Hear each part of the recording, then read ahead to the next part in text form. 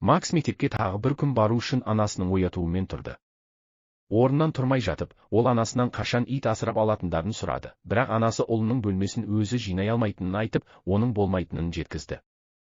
Мектепке келгенде бала үстеліне қарай жүрді, бірақ жолдың ортасында оны сыныбындағы жалқау Дэн қағып кетті. Алыста, Алекс әріптесі Скибамен бірге ең соңғы туындыларының нанороботтың прототипінің жетістігін көрсету үшін презентация өткізіп жатты. Наноробот адамдарға кез келген іс-әрекетте көмектесе алатын өте озық жасанды интеллектке ие, бұл зертхананың жобаны дамытуға қосымша қаржы алуына мүмкіндік берді. Бірнеше сағаттан кейін Майрон атты ірі қылмыстық ұйымның жетекшісі нанороботтардың ойлап табылғаны туралы жаңалықты естиді. Оның қолшоқпары прототиптің мыңдаған банк шотын тонап, өзінің хакерлік қабілеттерімен бүкіл қор нарығын басқаруға көмектесе алатынын түсіндірді. Нанороботтың қолына түсетін қуатын түсінген Майрон адамдарына бұл миссияны орындау үшін басты агенті Гекконы шақыруды бұйырды. Мектепте Макс сыныптасы Соняның спектакль репетициясын тамашалап, оны дәптеріне салып отырды, себебі ол оған ғашық еді. Дәл сол кезде Дэн және оның достары жердегі люктен шығып, баланы жақындауын сұрады. Бірақ бұлай еткенде, Макс сахнаға тартылып кетті. Соняның өзінің жігітіне жақындап келгенін байқаған Дэн ашуланып, оған сабақ беретінін айтты. Үшеуі баланың қолына петарда беріп, жертөлеге қашып кетті, сонда кішкентай жарылыс болды. Қорыққан мұғалім не болып жатқанын сұрап, люкке жақындағанда Макстың астынан шығып келе жатқанын көреді. Жарылысқа студенті кінәлі деп ойлаған ол баланы директордың кабинетіне апарады, ал сол уақытта Соня Дэн мыжғылап тастаған суретті тауып алады. Сол уақытта үйде Макс бөлмесін жинамаған үшін анасынан тағы да сөгіс естиді. Бірақ әйел кетісімен ол орнынан тұрып, үйден жасырын шығып кетеді. Жақын жерде Гекко зертхана ғимаратына қарай бет алады. Ол ғимаратқа өрмелеп терезелердің бірінің әйнегін кесіп, ішке сәтті кіреді. Көп ұзамай жас жігіт нағыз тыңшыдай төбемен жасырын өтеді, ал қауіпсіздік лазерлерінен өту үшін ол өзінің аты жазылған тақтаны пайдаланып, сәулелерді бақылау камераларына қарай шағылыстырады. Жол тазарғанда Гекко нанороботтар сақталған бөлікке жақындайды. Ол декодерін тұғырға салғанда күзетшілердің бірі оны таң қалдырады. Соған қарамастан жас жігіт жылдам жасырынады, бірақ дәл сол сәтте құрылғы ашылып, шу күзетшінің назарын аударады. Гекко уақытты жоғалтпай, күзетшіні есінен тандыруға асығады, бірақ дабылдың іске қосылуын тоқтата алмайды. Сосын қылмыскер нанороботтар салынған цилиндрді алып, күзетшілерден қашып ғимарат арқылы жүгіреді. Сол уақытта Макс түнде жиналатын жеріне келіп, сүйікті музыкасын тыңдап, қабырғаларға граффити сала бастайды. Күзетшілерден қашып жүрген Гекко көпірге қарай жүгіруді шешеді, бірақ ол қоршауда қалады. Алайда жігіт жылдам қозғалып, өзін босатып, фонарларының бірімен күзетшіні есінен тандырады. Осының арқасында Гекко күзетшілермен күреседі, бірақ итеріліп, нанороботтар салынған цилиндрді көпірден құлатып алады. Бірнеше метр төменде Макс жерде жатқан затты тауып алады, оны спрей деп ойлап, бұрын бұндайын көрмегендіктен қызығады. Бірнеше секундтан кейін қылмыскер айналасындағы барлық күзетшілерді есінен тандырып, тактикалық жабдықтарын қолданып, құбырлар арқылы көрінбей қашып кетеді. Спрейдің қалай жұмыс істейтінін білгісі келген бала цилиндрді қабырғалардың бірінде қолдана бастайды, және құрылғының ешбір күш жұмсамай күрделі өнер туындыларын жасай алатынына таң қалады. Мәселе мынада, нанороботтар тез таусылып қалады. Сонда Макс цилиндрді лақтырып тастайды. Гекко оқиға орнына келіп, цилиндрді алғаннан кейін баланың граффитиіне комплимент айтады. Макс кеткеннен кейін бірнеше секундтан соң мультфильмдегі ит тіріліп, қабырғадан секіріп шығады. Бұл барлық нанороботтардың граффитиді нағыз технологиялық итке айналдыруына себеп болады. Алыста Гекко Майронды тауып, цилиндрді бастығына береді, ал ол ішінде ешқандай наноробот жоқ екенін көріп абыржып қалады. Сол уақытта Макс үйіне жаяу оралып келе жатқанда, робот ит оның соңынан қуып келеді. Ит кездейсоқ қоқыс жәшігін құлатып алып, көрінбеу күшін қолданып көзге түспеуге тырысады. Оны қылмыскер қуып жүр деп ойлаған бала үмітсіздікпен қашуды шешеді. Кейінірек полиция тергеушілері зертханаға келеді, ал Алекс тонаудың қалай жасалғанын түсінуге тырысып, айналаны аралайды. Әріптесін қайта кездестіргенде, Скиба барлық күзетшілердің қылмыскерді қууға тырысқанын, бірақ есінен танып қалғанын айтады. Алекс ашуланып өзінің нанороботтарын кез келген адамнан артық білетінін, және оларды өзі табатынын айтады. Таңертең Гекко түнде кездестірген баланы іздеу үшін граффити салынған аймаққа қайта оралады, және ол Макстың суретінің енді жоқ екенін байқайды. Келесі мектеп күні Макс мектепке қарай бет алады, ал наноробот ит оны алыстан бақылап, оның соңынан қуып келеді. Дәл сол кезде Дэн және басқа оқушылар пайда болып, баланың барлық заттарын жерге лақтырып кетіп қалады. Ашуланған Макс жердегі заттарын жинай бастағанда, оның қорабының ауада қалқып, Дэннің басына лақтырылғанын байқайды. Ашуланған оқушылар балаға қайта оралып, оған шабуыл жасамақшы болады, бірақ дәл сол сәтте оның рюкзагы тірілгендей болып, оған шабуылдардан жалтаруға көмектеседі. Осының арқасында Макс бірнеше қорғану маневрларын жасайды. Көп ұзамай рюкзак оның арқасынан шешіліп, оған озық жауынгерлік техникаларды қолданып, оқушылардың әрқайсысымен күресуге мүмкіндік береді. Енді топтан кек ала алатын болған студент рюкзагын алып кетіп қалады, ал Соня оны таңырқап қарап тұрады. Өз зертханасында Алекс камера жазбаларын тауып алады, және жас жігітті қауіпсіздік жөніндегі кеңес етіп жұмысқа алуы керектігін айтады, өйткені оның жауынгерлік дағдылары керемет. Көп ұзамай әйел электромагниттік толқындар шығарып, нанороботтарын уақытша өшіре алатын, және оларды қайтарып алатын бейтараптандырғышын дайындайды. Алыста Макс кітап дүкеніне кіріп, сөрелердегі тауарларды қарай бастайды, оның соңынан ит қуып келе жатқанын байқамайды. Ештеңе сатып алуға ақшасы жоқ екенін түсінген бала мұңайып қалады. Сол кезде дүкен иесі одан алып жатқан тауарлар үшін төлей ме деп сұрайды. Алайда адам оған жақындағанша доп салынған пакеттердің бірін көрінбейтін ит ашып жібереді. Бұл дүкен иесінің жерге құлап түсуіне әкеледі. Көп ұзамай адам шалбарын жоғалтып, оны қайта киюге мәжбүр болады. Ал бұл Максқа оқиға орнынан қашып кетуге мүмкіндік береді. Барлық хаос кезінде Алекс аймақта нанороботтардың белсенділігі туралы ескерту алады, және өз өнертабысын табуға тырысады. Әйел бала болған дүкенге келіп, иесінен қауіпсіздік камераларының жазбаларына қол жеткізуді сұрайды. Алайда Алекстің ешқандай тергеу агенттігінің мүшесі емес екенін білген иесі бас тартады. Сонда ғалым жазбалардың мұрағатын ұрлау үшін өзінің технологиялық білезігін қолдануды шешеді. Бірнеше минуттан кейін Макс әдетте граффити салатын жеріне оралып, түнде салған ит суретінің жоғалып кеткенін байқайды. Кенеттен баланы робот ит таң қалдырып, онымен қалыпты сөйлесе бастайды. Қорыққан Макс жерге құлап қалады, ал нано ит оны сканерлегеннен кейін жасөспірімнің адреналин деңгейінің жоғары екенін байқайды. Баланы тыныштандыру үшін робот оған тыныс алу жаттығуын жасауды айтады. Әлі де қорқып тұрған бала үйге қашуға тырысады. Үйге жеткенде Макс төсегіне жатып, болған жағдай туралы ойланады. Ит оны таң қалдырады. Ол өзінің жасаушысы қалаған кез келген нәрсені істей алатын микроскопиялық нанороботтар жиынтығы екенін айтады. Абыржыған бала робот иттің оны неге өзінің жасаушысы деп есептейтінін сұрайды. Ал ол жас жігіт цилиндрді граффити салу үшін спрей бояу ретінде пайдаланғаннан кейін пайда болғанын айтады. Содан кейін Макс кішкентай иттің мектепте оған шабуыл жасауға тырысқан оқушыларға қарсы жеңісіне жауапты болғанын түсінеді. Ол өзін осылай жасаған үшін кінәлайды, себебі енді Дэн оған одан да қатты ашуланатын болады. Соған қарамастан Макс сабырлы болып компьютеріне отырады. Ол қалада үлкен сурет салу байқауы өтетінін, жеңімпаздың танымал иллюстрация курсына қабылданатынын біледі. Бұндай байқауда жеңуге мүмкіндігі жоқ деп ойлаған бала көңілі қалып, байқауға қатыспауды шешеді. Ымыртта Алекс көлігіндегі қауіпсіздік камераларының жазбаларын қарап отырғанда, оның нанороботтарының белсенділігі туралы тағы бір ескерту алады. Сол уақытта робот ит Макстың барлық суреттерін талдап, оларды өзінің иесінің атынан байқау веб-сайтына тіркейді. Келесі күні Гекко қайтадан граффити аймағына барып, айналадағылардың бәрінен бала туралы сұрай бастайды. Алайда жасөспірімдердің ешқайсысы Максты көрмеген сияқты, сондықтан жас жігіттің оны табу үміті сөне бастайды.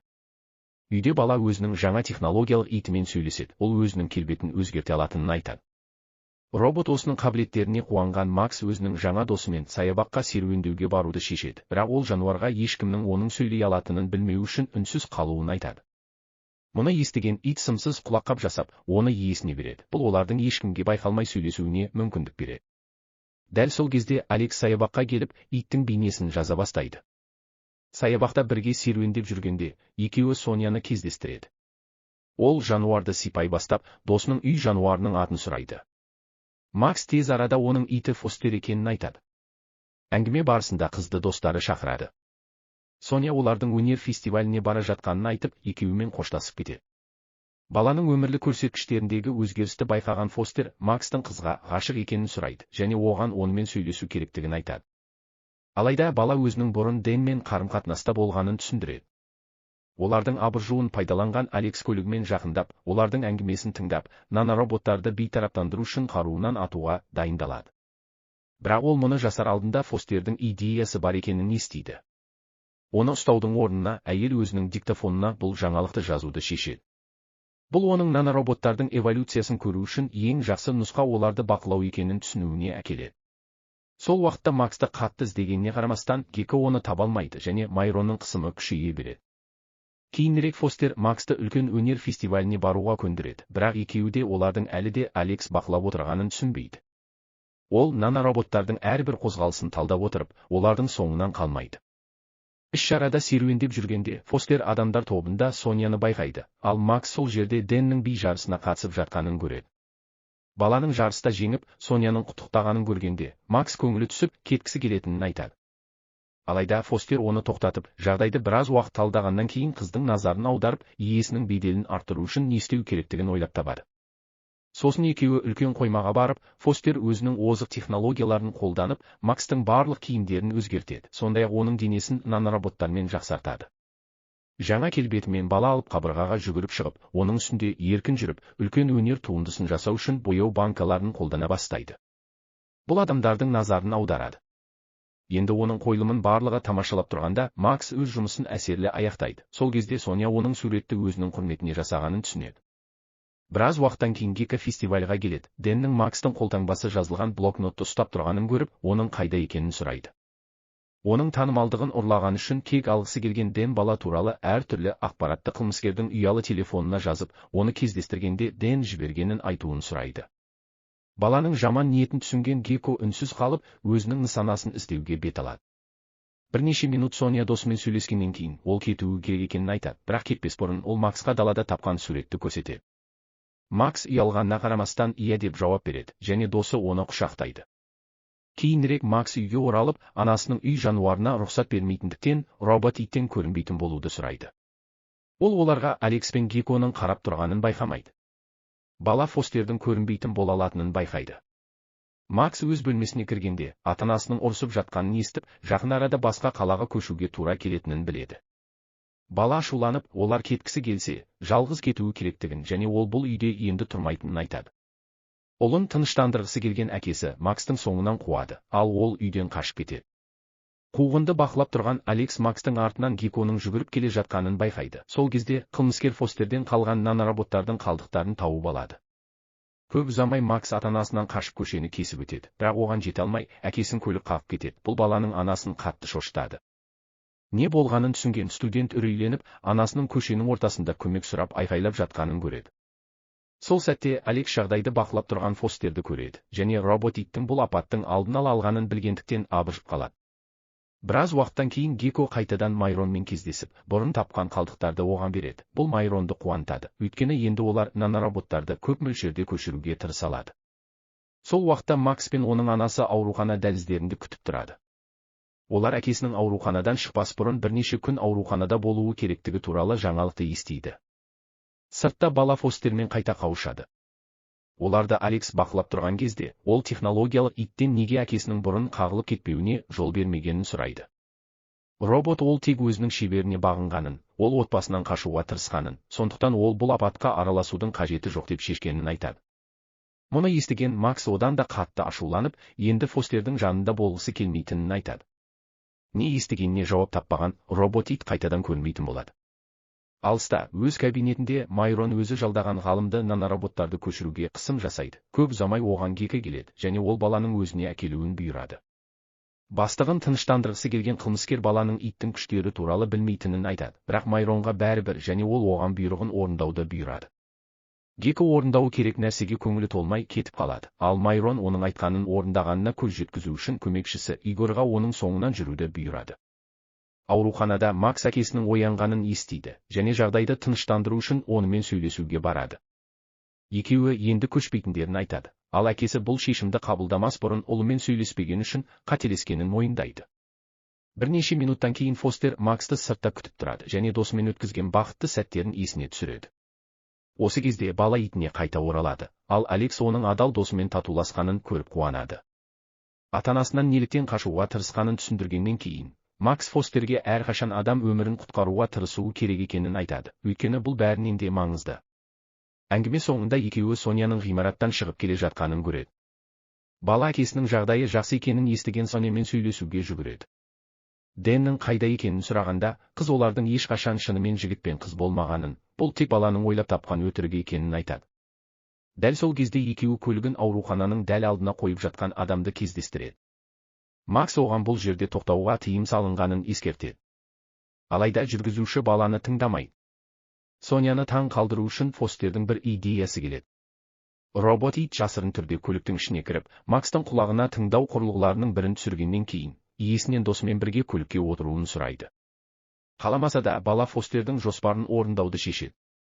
Олар спорт көлігімен тұрақтан шығып бара жатқанда, оларды Геко мен Игор қуады.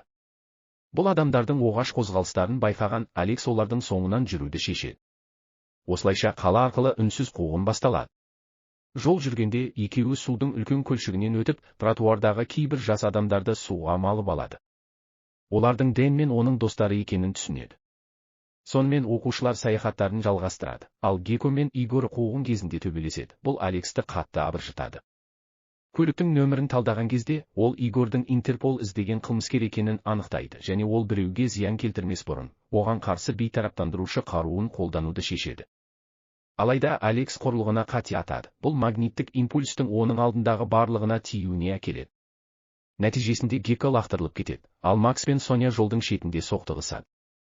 Ашуланған бала Фостерге айғайлай бастайды. Бұл Соняны қорқытып, оның көліктен шығып кетуіне себеп болады. Көп ұзамай Игор пайда болып, өзін полицей ретінде көрсетіп, екеуін ұстап алады, ал Алекс білегіне тиіп, өте әлсіреп қалған Фостерге көмектесуге асығады. Әйелдің өзінің өнертапқышы екенін білгеннен кейін, робот ит олардың Максты құтқаруы керектігін айтады, және олардың балаға берген құрылғыдағы нанороботтарды қадағалай алатынын түсіндіреді. Мұны естіген Геко өзі жалғыз кетіп қалуды шешеді. Оның жасырын орнында Майрон екеуінен Фостердің қайда екенін сұрайды. Оларды кешіктіруге тырысқан бала роботтың ауруханада екенін айтады. Ақпаратты алғаннан кейін, Игор екеуін тұзаққа түсіріп, баланың құлақ қабын тәркілейді. Осының арқасында қылмыскер Алекс пен Фостердің құрылғының орналасқан жерін қадағалап келе жатқанда, олардың жоспарларын ести алады. Робот ит оның сыртында әйелді Игор ұстап алғанын байқамай, Геконың соңынан Майронның жасырын орнына кіреді. Екеуі ұсталып қалған жерге келгенде, Геко оларды құтқару үшін Фостердің ішке жасырын кіруге тырысып жатқанын байқайды, бірақ дәл сол сәтте Игор пайда болып, күзетшілерге жануарды ұстауды бұйырады. Алайда Фостер спорт залындағы заттарды қолданып, адамдармен күреседі, ал қорлайтын көрініске ашуланған қылмыскер оларға көмектесуді шешеді. Соған қарамастан, робот ит үшеуін оңай жеңіп, оларды камераға қамап, Макс пен Соняны босатады. Дәл сол уақытта Алекс бандиттерді қамау үшін есікті жабады. Қылмыскерлерден қашып құтылған топты Фостерді ұстау, және қашқындарды ұстап беру үшін құбырды қолданатын Майрон тоқтатады. Көп ұзамай ол Алекске робот итті өзінің бұйрықтарына ғана бағынатындай етіп қайта бағдарламалауды бұйырады. Егер ол ынтымақтасудан бас тартса, Соняны ғимараттан лақтырып жіберемін деп қорқытады. Басқа таңдауы жоқ әйел келісімге келеді, ал оларды зертханаға апарғанда ол Гекодан жағдайды шешуге көмектесуін сұрайды. Жас жігіт жоспары бар екенін айтады. Олар жеткенде, Алекс Майроннан нанороботтармен не істегісі келетінін сұрайды. Қылмыскерге қарсы дәлел алу үшін Геко оның жауабын ұялы телефонына жазып алады. Содан кейін ғалым Фостердің жүйесіне қол жеткізу үшін құбырды алып тастауы керек екенін айтады. Алайда зат алынып тасталған бойда, Геко негізгі панельді соғу үшін өрт сөндіргішті пайдаланып, зертхананың бір бөлігін жояды. Бұл Фостерге өте жылдамдықты қолдануға мүмкіндік береді. Осының арқасында кішкентай ит қылмыскерлерді тұзаққа түсіре алады. Содан кейін ол Максқа жақындайды. Иесінің одан өз шешімдерін қабылдауын сұрағанын есіне түсіргенде, ол Майронмен бірге жұмыс істегісі келмейтінін айтады, өйткені ол бұл үшін жасалмаған. Сонымен Фостер Макстан оны ыдыратуды бұйыруын сұрайды, ал оны жұбату үшін олар әрқашан бірге болатынын айтады. Көңілі қатты түскеніне қарамастан, бала бұйрықты береді. Бұл Фостердің мыңдаған нанороботқа ыдырауына келеді. Енді олар бостандықта болғандықтан, Майрон Геконы бір жұдырықпен есінен тандырады, және Игорға тікұшақ шақыруды бұйырып, Соняны тұтқынға алып, қашып кетеді. Ашуланған Макс қылмыскерді тоқтатуға асығады, бірақ ол оңай құлатылып, оған ауаға қашып кетуге мүмкіндік береді. Ғимараттан кетпес бұрын, Майрон Соняны лақтырып жібереді. Көріністің алдында барлық нанороботтар Макстың денесіне қосылып, оған Фостердің дауысы күресуге жігерлендіреді. Содан кейін бала қылмыскерге жүгіріп, оны күшті тепкімен ұрады. Көп ұзамай Макс Майронды бірнеше күшті шабуылмен ұрады, бірақ ол Соняның айқайына алаңдап қалып, өзіне күшті жұдырық тиеді. Соған қарамастан, бала берілмейді және қарсыласының көруін нашарлатқаннан кейін, оны жерге құлату үшін маневр жасайды. Ашуланған Майронның санасына тас лақтыруға тырысады, бірақ Макс одан жалтара алады және оны бетінен күшті тепкімен ұрады.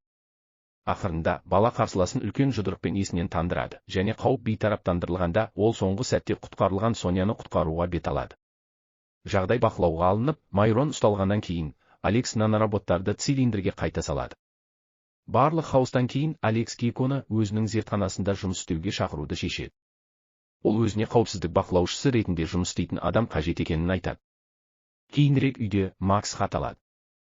Макс мектепке тағы бір күн бару үшін анасының оятуымен тұрды. Орнынан тұрмай жатып, ол анасынан қашан ит асырап алатындарын